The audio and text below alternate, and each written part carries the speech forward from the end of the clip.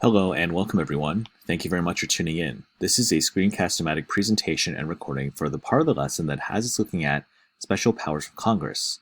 For this part of the lesson, we're going to be looking at how the federal government creates and manages its budget. Before we get started, please let me encourage you to open up to today's lesson, scroll down the correct section, and get ready to answer the key concept questions that coincide with this part of the reading. Please remember that you can replay any part of this presentation for detail, clarity, or repetition later. Let's go ahead and get started. And please stay tuned to the very end, where we will share with you the infographic that summarizes everything that this reading covers. Every year, Congress begins work on a federal budget for the next fiscal year. The federal government's fiscal year runs from October 1st of one calendar year through September 30th of the next. The work actually begins in the executive branch the year before the budget is to go into effect. Federal agencies create budget requests and submit them to the White House Office of Management and Budget, or OMB. The OMB refers to the agency requests as it develops the president's budget proposal. The president submits his budget proposal to Congress early the next year, and then Congress, which the Constitution puts in charge of spending and borrowing, starts its work. Annual funding areas. So the annual budget covers three spending areas. Federal agency funding, called discretionary spending, the area that Congress sets annually. Discretionary spending typically accounts for around a third of all funding. Interest on debt, which usually uses less than 10% of all funding, and funding for Social Security, Medicare, veterans benefits, and other spending required by law. This is called mandatory spending and typically uses over half of all funding. The complex role of Congress in the budget process. Authorization.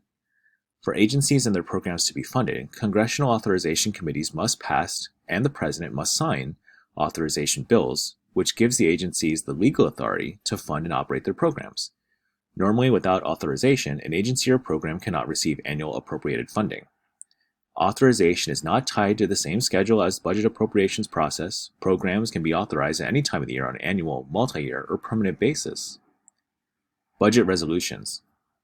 Congress's first task is the annual process is to pass a budget resolution creating a framework and setting overall spending limits.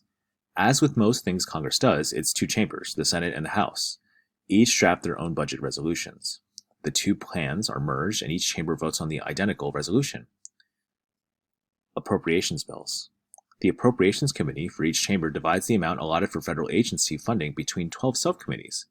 Each subcommittee is in charge of funding for different functions of government, such as defense spending, energy and water, and interior and environment, and for the other agencies involved.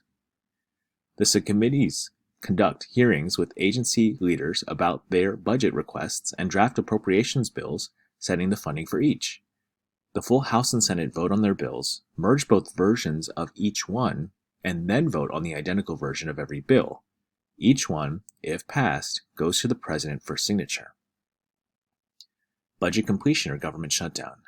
So if Congress passes and the president signs all 12 bills by September 30th, the last day of the current fiscal year, the country has a new budget in time for the start of the next fiscal year. But if Congress can agree on 12 separate bills, it can pass an omnibus bill and funding for multiple areas.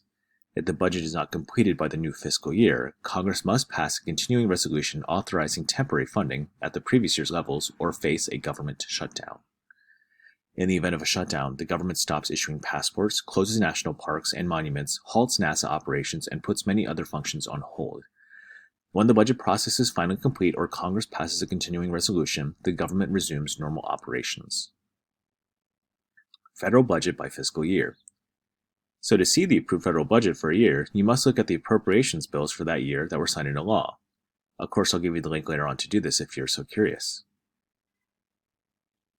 The deficit, the debt, and the debt ceiling. When the amount of money the government collects in taxes and other revenue in a given year is less than the amount it spends, the difference is called the deficit. If the government takes in more money than it spends, the excess is called a surplus. The deficit is financed by the sale of treasury securities like bonds, notes, and bills, which the government pays back with interest. Part of what the government spends money on each year is the interest owed on all year's deficits combined, or the national debt. Get statistics and learn more about the deficit and national debt from your Guide to America's Finances here.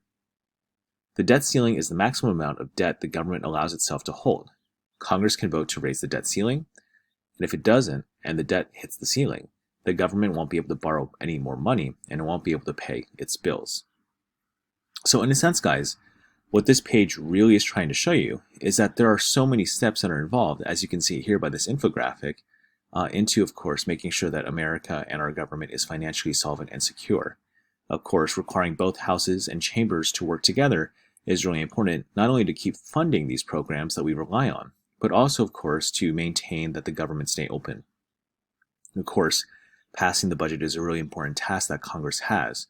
So teamwork, cooperation, communication between all these different types of bills, all these different types of committees, all these different types of congressmen and congresswomen, and of course the President of the United States and other existing agencies is really, really important.